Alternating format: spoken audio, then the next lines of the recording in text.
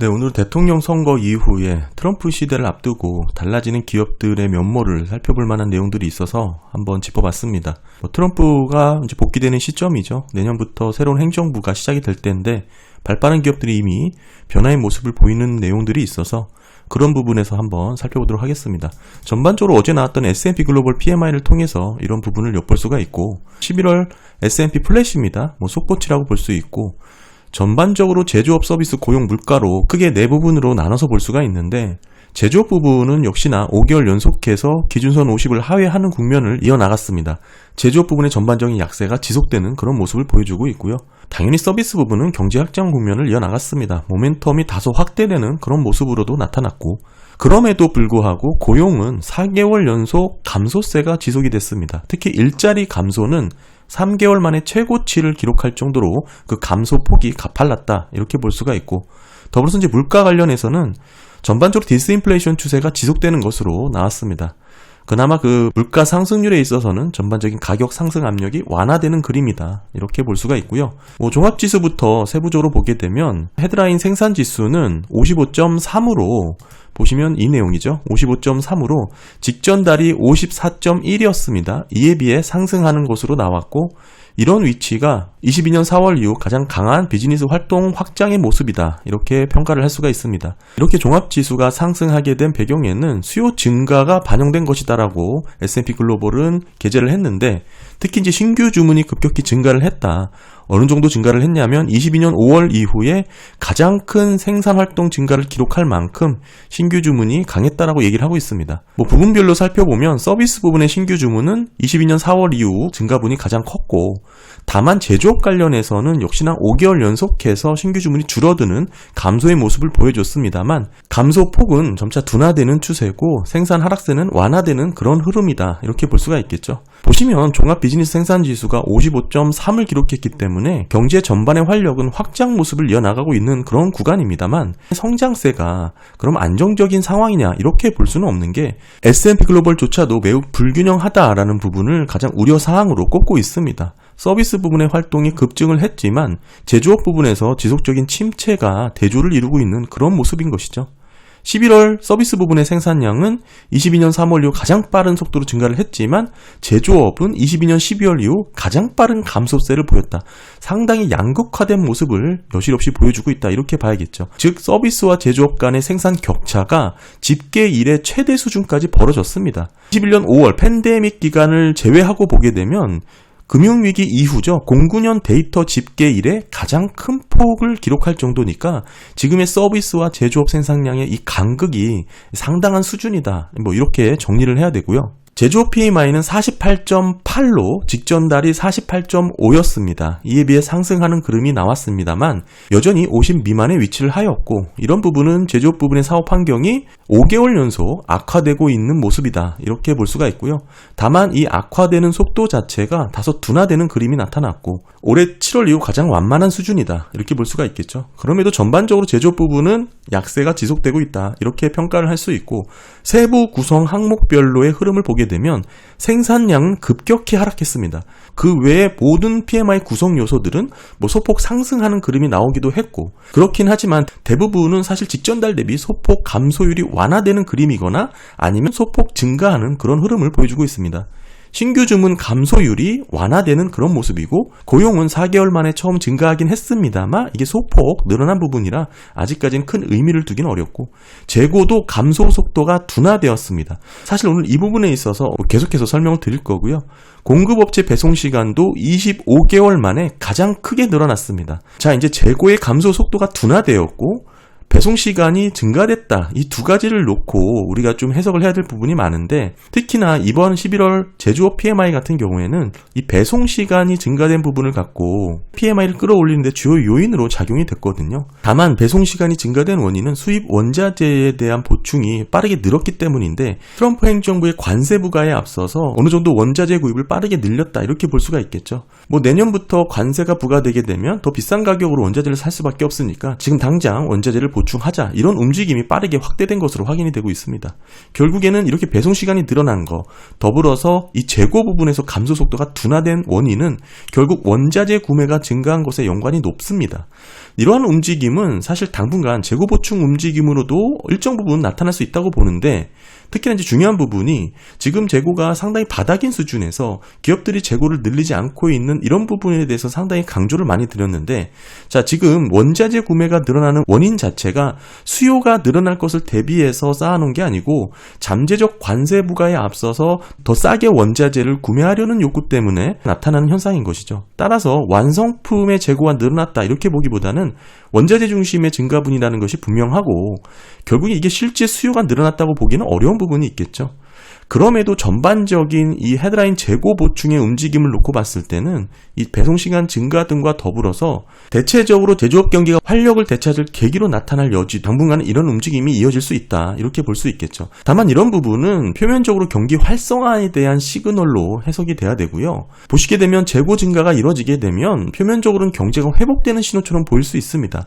일반적으로 우리가 기업들의 재무제표를 볼 때도 재고가 늘면 실적이 좋게 잡힙니다. 이런 움직임이 있기 때문에 사실 우리가 현금 흐름을 잘 보잖아요. 어찌됐든 기업들이 재고를 확충하는 것은 그 뒤이어 생산을 늘릴 것이라는 기대가 있기 때문에 경제가 활성화가 되고 긍정적인 해석을 할 수 있다 이렇게 보는 것이죠.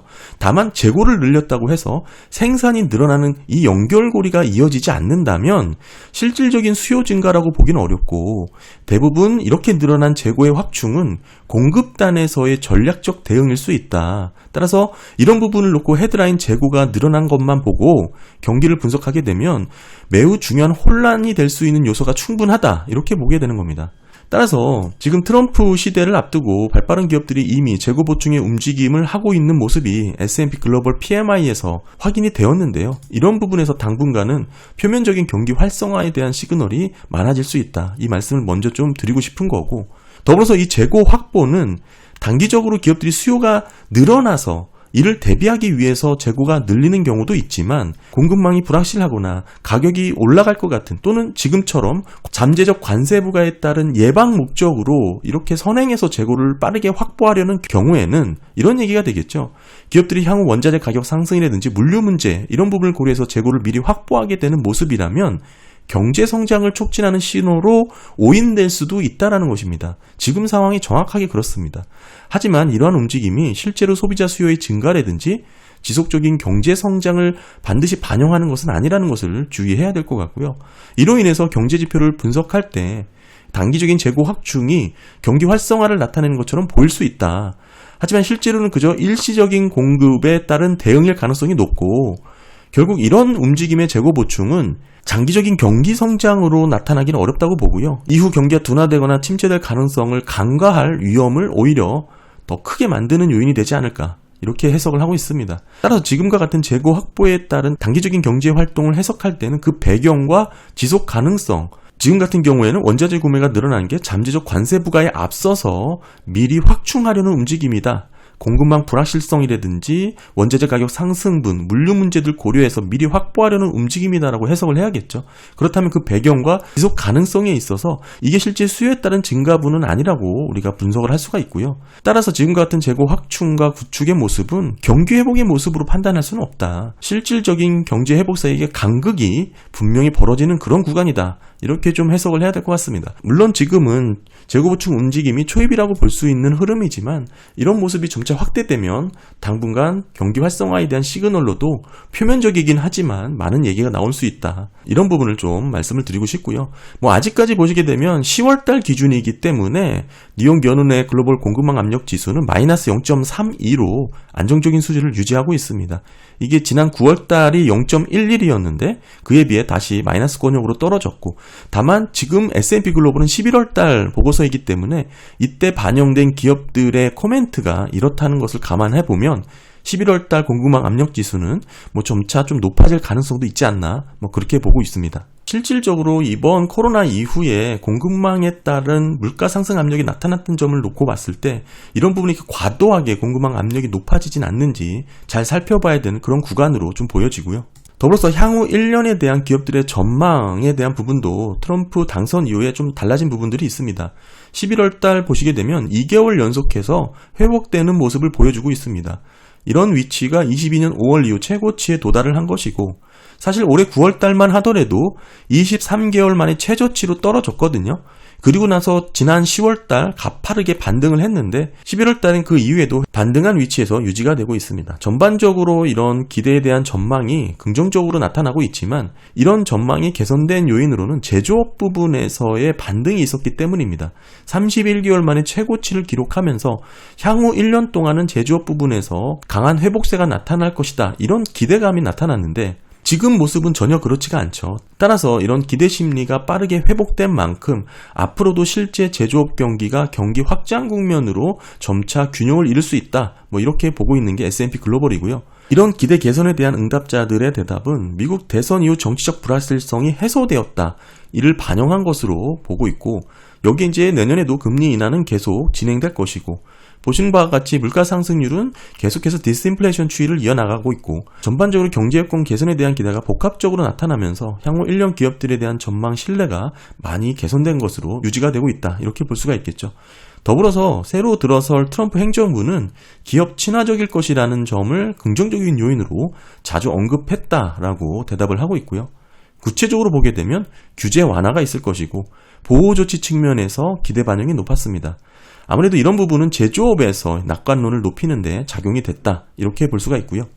이렇게 향후 1년에 대한 기업 신뢰도가 높은 수준에서 유지가 되었음에도 불구하고 고용 측면에서 보면 기업들은 이번 11월 달 4개월 연속해서 고용을 줄였습니다. 일자리 감소는 3개월 만에 최고치로 줄어들 정도로 고용은 계속해서 위축되는 모습을 보여주고 있고요. 특별히 서비스업에서 급격한 고용 축소가 진행이 되고 있다. 좀 아이러니하죠. 다만 4개월 만에 처음으로 제조업 일자리가 소폭이나마 증가하는 그런 모습을 보이면서 어느 정도 상쇄가 됐습니다만, 제조업이 계속해서 고용이 낮은 구간을 유지했다가 소폭 증가된 부분이니까 큰 의미를 갖기는 어렵다, 이렇게 볼 수 있고요. 특이점으로는 서비스업 생산은 계속해서 늘어나는 모습을 보였는데, 이에 비해 고용은 줄어드는 상황이 나타난 것이죠. 기업들 입장에서도 비용 절감에 대한 압박이 구조적으로 높아지고 있는 모습이지 않을까 엿볼 수가 있고, 그리고 물가 보겠습니다. 11월 달 상품과 서비스의 평균 판매 가격은 완만하게 상승하는 것으로 집계가 됐습니다. 물가 상승률로 보게 되면 2020년 6월 가격이 올랐죠. 그 이후로 계속 상승률이 둔화되었고, 현재는 가장 낮은 수준으로 물가 상승률이 집계가 된 것입니다. 이렇게 물가 상승률이 완화된 위치 자체는 팬데믹 이전의 장기 평균보다 더 낮다라는 뜻이죠. 한마디로 현재 물가 상승률에 대한 레벨이 팬데믹 이전 장기 평균치보다 더 낮다, 어느 정도 물가 상승률이 안정적으로 유지되고 있다, 이 얘기를 하고 있는 거고, 특히 이제 서비스 경제에서 물가 상승 완화가 두드러지게 나타났습니다. 서비스 요금은 2020년 5월 이후 가장 완만한 상승률을 보였고, 제조업 판매 가격은 약간 상승하는 그림으로 이어졌습니다. 더불어서 투입 비용의 인플레이션 흐름은 매출 원가라든지 원자재, 인건비, 기타 생산 관련 비용들을 모두 종합해서 보게 되는 그런 물가고,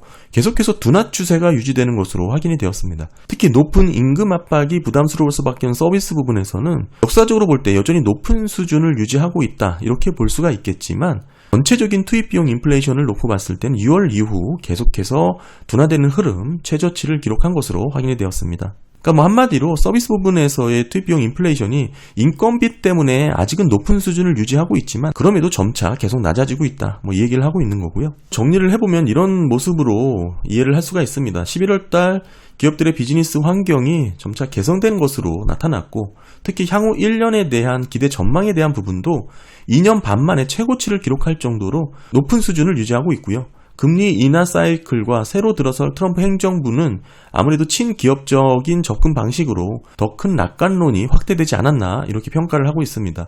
특히나 이런 부분은 11월 달 생산과 신규 주문이 늘어난 것으로 나타나는 데 도움이 되었다, 이렇게 보고 있고, 지금의 헤드라인 PMI의 위치는 4분기에도 경제 성장이 가속화될 수 있는 것으로 볼 수 있고, 인플레이션 압력은 점차 둔화되는 것으로 계속 나타나고 있고요. 상품과 서비스의 물가 가격 지수는 11월 달 미비하게 상승하는 흐름을 보여줬지만, 이런 부분이 물가를 재차 자극할 정도는 아니고 여전히 연준의 2% 물가 목표치에 크게 밑돌고 있는 수준이다, 이 얘기를 강조하고 있습니다. 다만 우려되는 점은 지금까지 견고한 모습의 성장이 여전히 서비스 경제에 크게 의존하고 있다는 점을 계속 강조하고 있고, 제조업 생산은 더 빠른 속도로 감소했다는 것, 이 부분을 계속 주제하고 있고요. 하지만 앞으로 트럼프 행정부가 들어서면서 보호무역주의가 강화될 것이고, 관세 부과에 대한 전망이 결국 미국 상품 생산 부분에 있어서 긍정적인 영향을 줄 것이다, 이렇게 평가를 하고 있고, 이런 부분이 소폭이나마 제조업 부분의 고용 증가가 이어지지 않았나, 이렇게 분석을 하고 있습니다. 더불어서 말씀드렸다시피 이제 관세를 피하기 위해서 최근에 수입되는 원자재 구매를 늘리는 모습이 나타났는데, 이런 모습이 지난 2년 동안 보지 못했던 공급망에 압력을 가할 정도다라고 평가를 하고 있습니다. 따라서 이런 공급망이 계속 압력을 받을 경우 수요가 공급을 초과하면서 가격이 상승할 수도 있다, 이렇게 얘기를 하고 있고요. 네, 오늘 11월 미국 S&P 글로벌 플래시 PMI 살펴봤습니다. 전반적으로 트럼프 당선 이후에 발빠른 기업들이 빠르게 재고 보충의 움직임을 나타내면서 공급망 압력에 대한 우려의 목소리도 나왔고, 아직까지는 물가 반등에 대한 모습이 나타나고 있지 않지만 계속해서 공급망 압력이 지속될 경우 결국 수요가 공급을 초과하면서 가격 상승의 움직임으로 이어질 수 있다, 이런 부분을 좀 주의해야 될 것 같고, 여전히 제조업 생산이 더 빠른 속도로 감소되고 있다는 점 계속 확인할 수 있었습니다. 지난달 미국 기업들의 흐름하고 크게 달라진 모습은 없지만 궁극적으로는 이런 표면적 경기 활성화에 따른 재고 확보에 대한 움직임이 나타날 소지를 좀 확인했고요. 이런 부분에서 좀 지켜봐야 되지 않을까 생각을 하고 있습니다. 네, 감사합니다.